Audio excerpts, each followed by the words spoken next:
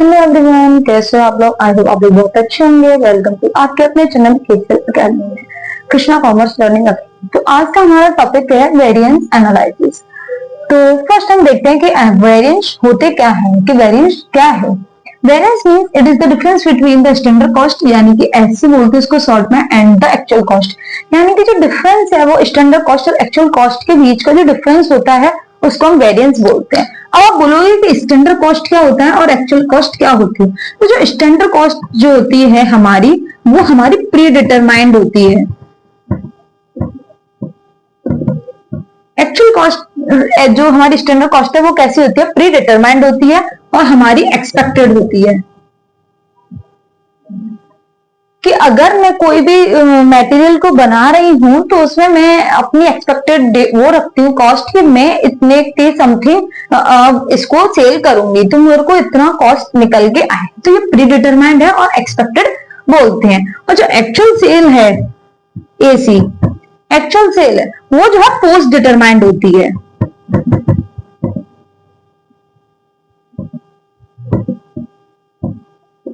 और जो एक्सपेक्टेड नहीं होती है, रियल होती है।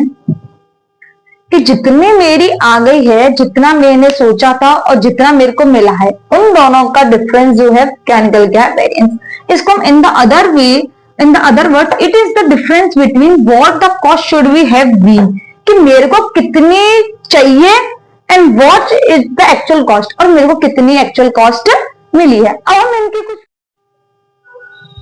हम आते हैं कि वेरिएंस का क्लासिफिकेशन किस तरीके से किया है। तो क्लासिफिकेशन ऑफ वेरिएंस, फर्स्ट है इसका क्लासिफिकेशन 4B में किया है। फर्स्ट है on the basis of functions, second है on the basis of result या effect, third one is on the basis of controlling, and fourth one is on the basis of measurement. तो हम last से समझते हैं कि on the basis of measurement जो है एब्सोल्यूट वेरिएंस या फिर रिलेटिव वेरिएंस होता है।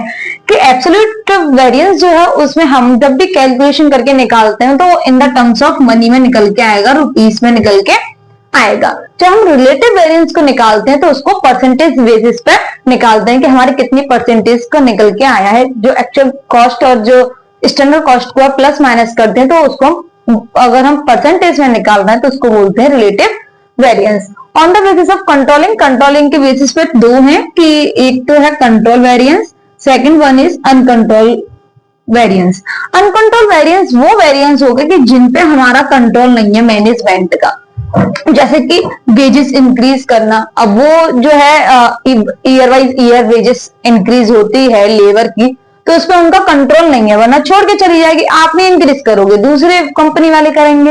इंक्रीज द प्राइस मटेरियल, पहले इसको बनाने में जो मटेरियल लेके आती थी मैं 2 रुपए का लेके आती थी, अगर ऊपर से इसके प्राइस बढ़े, जो इंक आ रही है इसकी जो, और इसका ये जो बॉडी के लिए प्लास्टिक आ रही है उसके लिए, तो उसका अगर ऊपर से पैसे बढ़ के आए मटेरियल के तो वो भी हमारे कंट्रोल में नहीं है। अगर पैसे बढ़ के आएंगे तो हमारे भी पैसे बढ़ेंगे। इंपोर्ट ड्यूटी लग जाती है, कभी कभी इंक्रीज हो रही है, तो वो भी हमारे हाथ में नहीं है, तो वो भी कंट्रोलेबल नहीं है।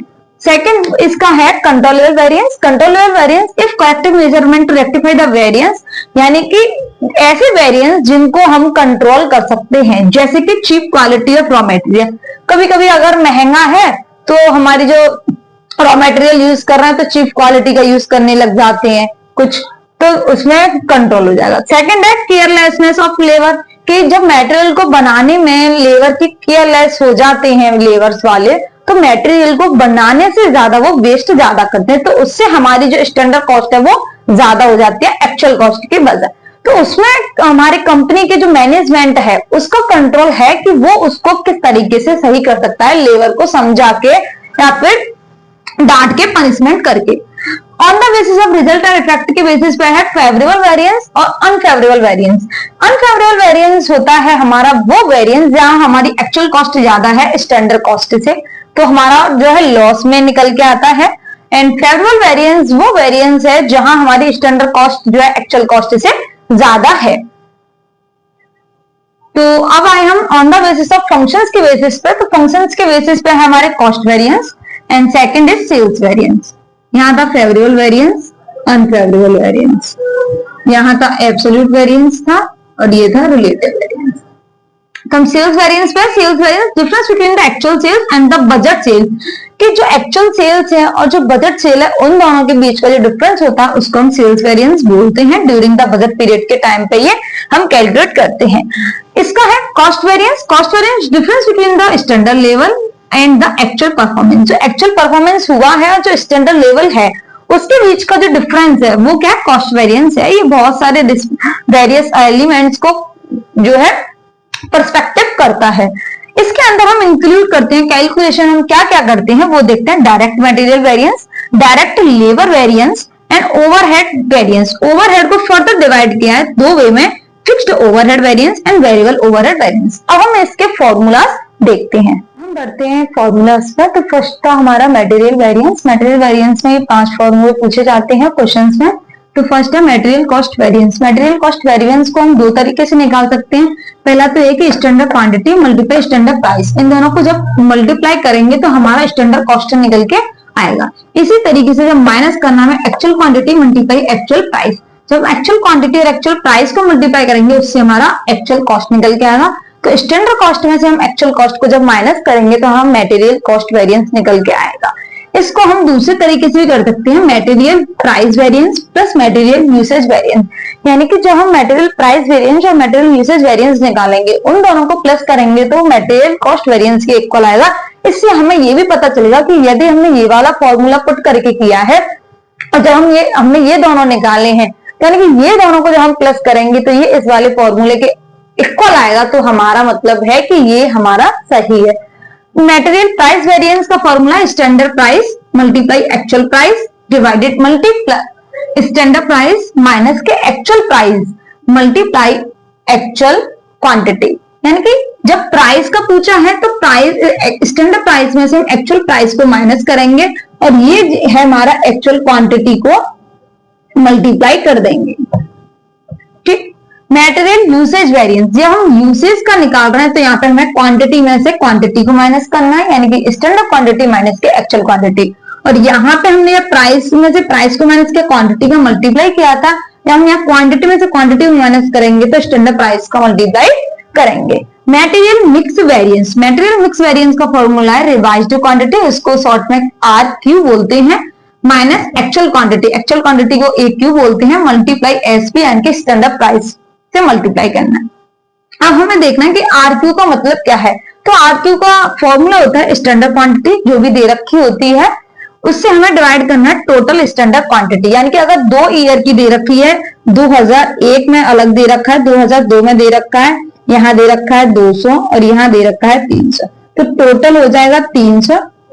और हम इसका दोनों का अलग अलग निकालेंगे जो है मटेरियल वेरिएंस। तो हमें दोनों के लिए फर्स्ट वाले के लिए 200 को स्टैंडर्ड कॉस्ट रखेंगे, जब हम सेकंड वाला निकालेंगे तो 100 रुपए को स्टैंडर्ड कॉस्ट रखेंगे और टोटल में ही हमारा 300 आएगा। यहाँ क्या है टोटल एक्चुअल क्वांटिटी, यानी कि अगर हमें ये एक्चुअल क्वांटिटी भी दे रखी है, ये क्या था स्टैंडर्ड क्वांटिटी था, या एक्चुअल क्वांटिटी दे रखी है 100 और इसको भी 100 माने तो ये कितनी हो गई, ये 200 हुई। तो यहाँ पर मल्टीप्लाई किसका करना है, 200 का करना है।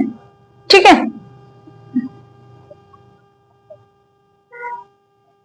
उसके बाद है मटेरियल यील्ड वेरिएंस, यानी कि स्टैंडर्ड क्वांटिटी माइनस के raised standard quantity multiply standard price. Standard quantity में से रेज्ड स्टैंडर्ड क्वांटिटी को माइनस करना है और स्टैंडर्ड प्राइस को मल्टीप्लाई करना है तो हमारा मटेरियल यील्ड वेरिएंस निकल के आएगा। अब हम आगे बढ़ते हैं और देखते हैं कि लेबर वेरिएंस में कौन कौन से फॉर्मूले होते हैं, किस तरीके से सॉल्व करते हैं। तो पहले मैंने इसमें जो लिखा उसका फुल फॉर्म देखते हैं। ST का मतलब है यहाँ पे स्टैंडर्ड टाइम, SR का मतलब है स्टैंडर्ड रेट, SLC का मतलब है स्टैंडर्ड लेबर कॉस्ट। इसको हम दूसरे फॉर्मूले से निकालते हैं, यानी कि इन दोनों का मल्टीप्लाई करेंगे तो हमारा SLC निकल के आएगा। AT actual time, AR actual rate, ALC actual labour cost, इन दोनों को ऊपर के मल्टीप्लाई करेंगे तो हमारा ALC निकल के आएगा। AY यानी कि जो एक्चुअल आउटपुट दे रखा है क्वेश्चन में वो। ASY का मतलब है रिवाइज्ड स्टैंडर्ड आउटपुट, यानी कि जो स्टैंडर्ड आउटपुट है वो रिवाइज्ड किया गया, वो उसका फॉर्मूला हमारे ये था standard output multiply actual time divided by standard time. कि स्टैंडर्ड टाइम क्या है उसको उससे डिवाइड करते हैं हम, स्टैंडर्ड आउटपुट को मल्टीप्लाई करते हैं एक्चुअल टाइम से। तो ये इसका शॉर्ट फॉर्म का फुल फॉर्म पूरा बताया कि जो कि मैंने यहाँ फॉर्मूलाज में आपके लिए शॉर्ट फॉर्म यूज किया है। तो लेबर स्टैंडर्ड वेरिएंस का फॉर्मूला है ऐसा, यानी कि स्टैंडर्ड रेट माइनस AR यानी कि एक्चुअल रेट मल्टीप्लाई 80 यानी कि एक्चुअल टाइम। लेबर एफिशिएंसी या यूसेज वेरिएंस का फॉर्मूला होता है ST यानी कि स्टैंडर्ड टाइम माइनस 80 यानी कि एक्चुअल टाइम मल्टीप्लाई AR यानी कि standard rate. Labour idle time या वेरिएंस निकालने के लिए दो फॉर्मूले, ये है idle time multiply by standard rate. इसको हम दूसरे फॉर्मूले से भी निकाल सकते हैं कि स्टैंडर्ड प्राइस या फिर स्टैंडर्ड जो रेट है वो मल्टीप्लाई एक्चुअल आवर में से एक्चुअल कॉस्ट को माइनस करके। लेबर मिक्स वेरिएंस के लिए ऐसा, यानी कि स्टैंडर्ड रेट मल्टीप्लाई करना है RS बाई यानी कि स्टैंडर्ड रिवाइज्ड आउटपुट माइनस के AY यानी कि एक्चुअल आउटपुट क्या दे रखा है। लेबर यील्ड वेरिएंस का फॉर्मूला होता है ऐसा, स्टैंडर्ड रेट मल्टीप्लाई AY यानी कि एक्चुअल आउटपुट माइनस के AS by revised standard output. Labour cost variance का फॉर्मूला है standard out time multiply standard rate minus actual time multiply actual rate. इन दोनों को जब हम, मैंने यहाँ पे पता है कि जब हम इन दोनों को मल्टीप्लाई करते हैं तो हमारा SLC निकल के आता है, इन दोनों को मल्टीप्लाई करते हैं तो ALC निकल के आता है, यानी कि SLC में से जब हम ALC को माइनस करेंगे तो हमारा लेबर कॉस्ट निकल के आएगा। लास्ट कभी हमने जो मटेरियल वाला देखा था उसी की तरह है, लेकिन वहां मटेरियल में क्या था, हमारी एक्चुअल कॉस्ट दे रखी थी, क्वांटिटी और प्राइस दे रखे थे। Actual cost, actual quantity, actual price था। यहाँ क्या, स्टैंडर्ड आवर, स्टैंडर्ड रेट और स्टैंडर्ड कॉस्ट, और एक्चुअल रेट, एक्चुअल आवर और एक्चुअल रेट है। तो बस वही डिफरेंस है, वरना अदरवाइज ये सारा टू सेम है। मटेरियल की जगह लेबर आ गया, यहाँ हमने वहां पे जो है रेट, यहाँ रेट लिखा है, वहां हमने प्राइस लिखा था, यहाँ टाइम लिखा है, वहां हमने क्वांटिटी लिखा था। ये T से यहाँ पे टाइम है, वहां क्या था, क्वांटिटी था। यहाँ R से रेट है, वहां क्या था, प्राइस था। IT आइडियल टाइम, और ये यहाँ पे भी हमने RS बाई यानी कि स्टैंडर्ड आउटपुट क्वांटिटी निकाला था, यहाँ भी हम ये आउटपुट को निकालेंगे। सेम है, अगर आपने मटेरियल वाला लर्न कर लिया तो आई नो कि आपको लेबर वाला बिना याद किए भी याद हो जाएगा। और हम नेक्स्ट क्लास में इसके न्यूमेरिकल्स को भी देखेंगे कि किस तरीके से क्वेश्चंस को पूछा जाता है और किस तरीके से हम इसके न्यूमेरिकल्स को सॉल्व करते हैं। आई होप आज की क्लास आपको बहुत अच्छी लगी होगी। Thank you very much and thank you for today.